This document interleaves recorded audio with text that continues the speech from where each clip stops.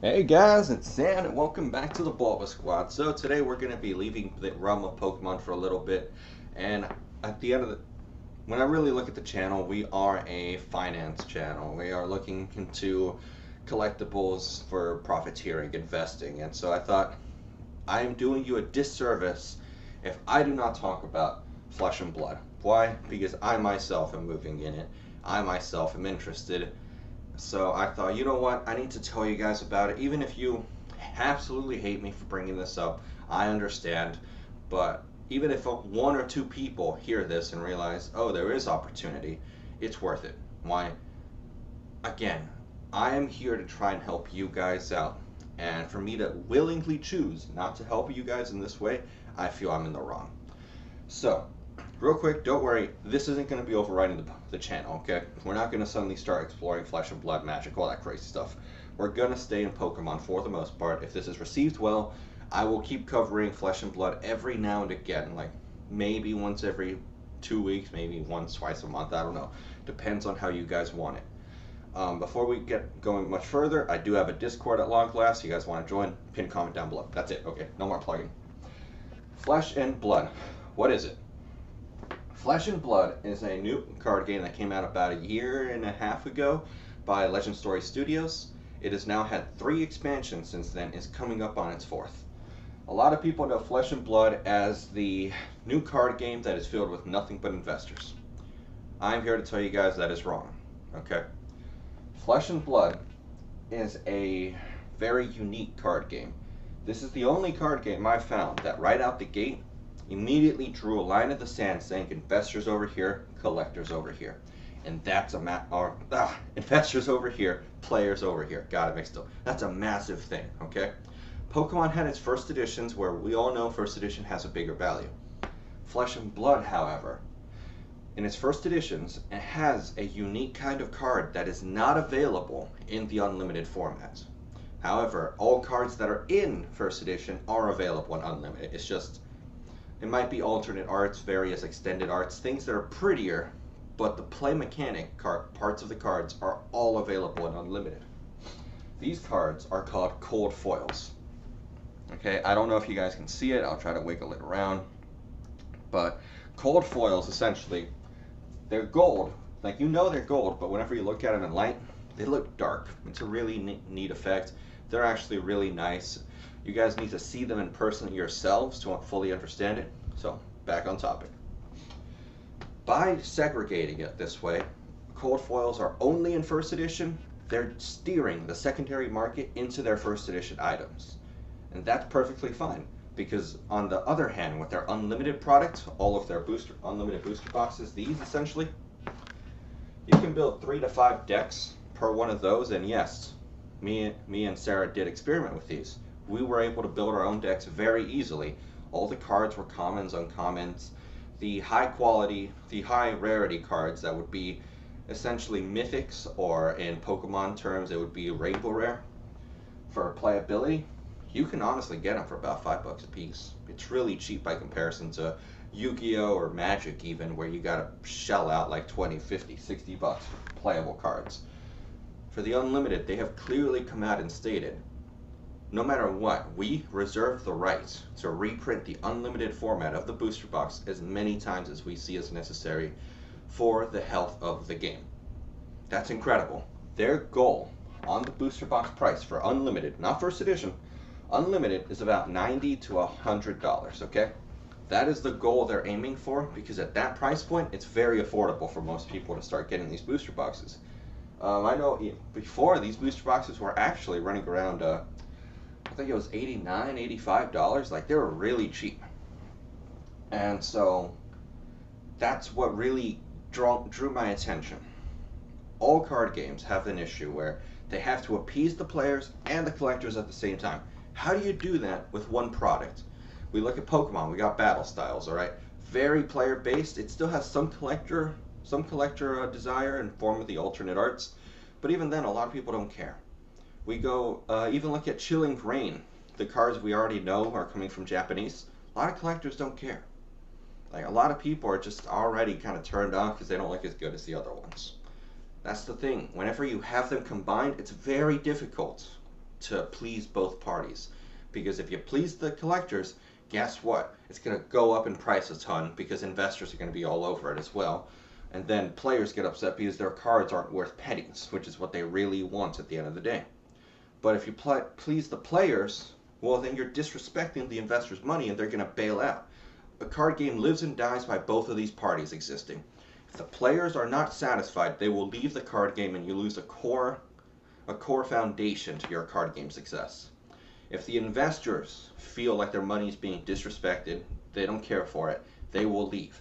If these people leave, you lose out on mass box openings, you lose out on cases upon cases being sold, sometimes to multiple. One person will buy like 10 cases to invest in.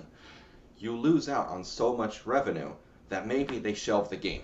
Like, that's how important these people are. And we need to acknowledge that. Flesh and Blood immediately did that. By immediately segregating them, they released themselves from that pressure. They acknowledged, okay, by putting our cold foils way over here and all of our playable cards over here, they don't have to interact. They don't have to. Even with lottery cards that would be an unlimited format, they're still cheap. That's the thing. They want to exist kind of in their own separate spheres when it comes to the financial aspect of their card games. And Flesh and Blood immediately did that right out the gate, and that is incredible. Like, that is the reason I have faith in this game. I have played Pokemon, I have played Dragon Ball Super, I have played Yu-Gi-Oh!, I tried playing Magic. No game that I feel was quite as fun as Flesh and Blood. Flesh and Blood, all things considered, is surprisingly fast-paced and actually has a decent bit of strategy to it, even though it's only into its third expansion coming up on the fourth. So even though most people are worried, investors right now are all that this game consists of, I can tell you right now, there's plenty of players. There's just nowhere they've been able to congregate as of yet. When this all calms down, when LGSs are able to hold their tournaments again and Flesh and Blood starts having tournaments again, there's going to be a lot of people who are going to come out. Like, people are going to come out, people are going to start enjoying the hobby and realize, oh, there's actual players in this, maybe we should invest. You don't want to be in that group when it happens. Right now, Flesh and Blood is still very much under heavy criticism and fire. People are still saying, stop shilling for this stuff. People are slamming Rudy, slamming anyone who decides to shill this. And I'm probably going to get some heavy criticism.